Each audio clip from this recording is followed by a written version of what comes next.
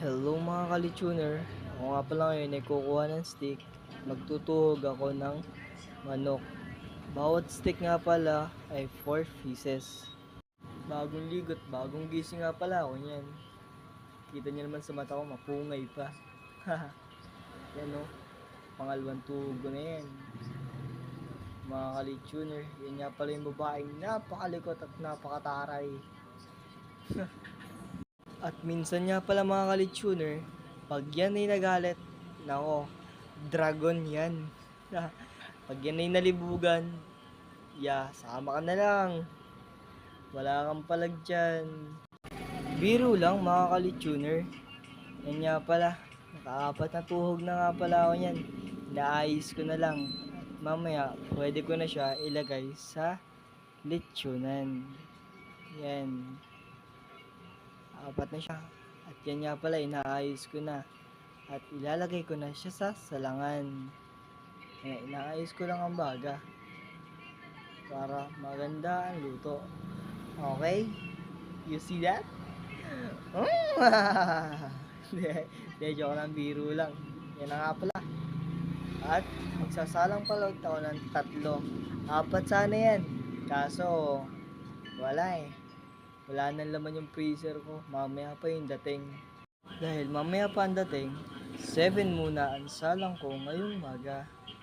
Alam mo naman talaga, pag pogi ang nagtitinda, ay napakalakas niya bumenta. Wala akong masabi. Yan, itsura yan. Partida, bagong ligo pa lang yan. Yan nga pala, ang aking asawa ay magluluto na ng mega sardines. Ayan, ang sarap naman talaga. Yan nga mga ka-Lechoner, at ako'y kinukurot. At grabe mangurot yan, talagang baon sa balat. Grabe, ang sungit. Nasaktan na ako nun. Yan.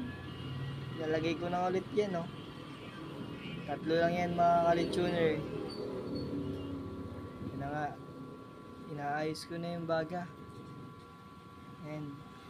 Binubunton ko na para bumaga lahat.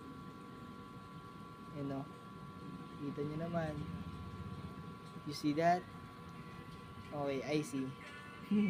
Pinuhay ko na nga pala yung electric pan dyan para mapabaga ko lahat ng uling. Hayaan natin mga ilang minuto na nakababad yung manok sa uling para naiinitan na rin. Para ang luto natin ay mas mapula kahit walang punas. Okay? Isa yun sa kaalaman na mga lechoner.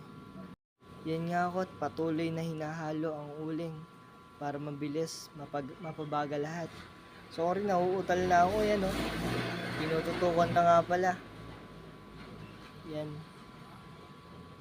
Yan na siya. Tinututukan ko na para mapabilis na yung pagluto natin.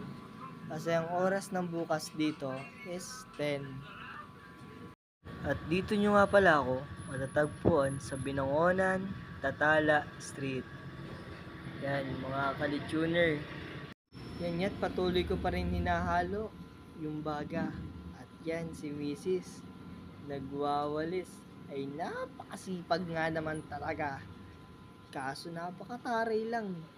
Yun lang problema sa kanya. Pero kahit napakataray, ay love na love ko yan. At kung makikita nyo nga pala yung mga baga, baga na sila lahat. Yan. Pinahawakan ko nga pala sa misis ko yung cellphone. Sabi ko, videoan ako. At yan na nga. Kinalat ko na at inilagay ko na yung manok. Yan. Hayaan natin siya umikot ng umikot. Pinatukan ko na rin ng electric pan para mas bumilis ang pagluto niya. Kasi 1 hour lang dapat luto na. Nga, mapula na yung ating manok. Kasi napakabilis ba naman yan umikot, aba. Grabe naman talaga. Kung makikita nyo umikot yan, swabe. Sobrang bilis nga pala umikot. Naglalag na yung cellphone ko. Grabe ba? At yan nga, pinatong ko na yung cellphone ko para hindi na magalaw. Grabe. Kung makikita nyo, ang pula na ng manok natin. Effective yung sinabi ko sa inyo mga ka-Lechoner. Gawin nyo yun para mapaganda rin ang mga luto nyo. And then, after nga pala niyan, nung pagpatong ko dyan, grabe. Hindi ko matiis. Inilipat ko sa kabila kasi sobrang init ng cellphone ko, mga ka-lechoner. Yung lapit ba naman ng baga na yun? Ay, grabe ba talaga? Sasabog yung cellphone ko eh. At kung makikita nyo nga pala, yan, medyo nagkaka-style na siya. Medyo nagkakasunog-sunog na. Yan. Hinaan lang natin yung baga para mas okay, mas mapula at mas masarap at mas luto ang loob. Pangit naman kasi pag sunog yung labas, hindi luto yung loob. Diyan kapalpak. Antayin natin yan. Yan tayo. Kung makikita nyo, napakaganda ng luto natin mga lechoner. Yan o. Yan, napakaganda na at napakasarap niyan. Ito nga pala yung branch ng Marin Duqueños Lechon Manok. Yan o. Dito nga pala ulit yan sa Barangay Binangonan, Tatala Street. Yan. Makikita nyo, napakasipag nga naman at napakapogi ko dyan. Ay bagong ligo, fresh na fresh. Ay walan nyo nga naman. Ay grabe oh. Yan. Makikita nyo nga pala, yan. Pinakatong ko na ulit yung cellphone ko dyan. At kasi malapit na ako magbukas. Tinanggal ko na rin yung mga lock. Yan, nagbukas na nga pala ako nyan. Oh.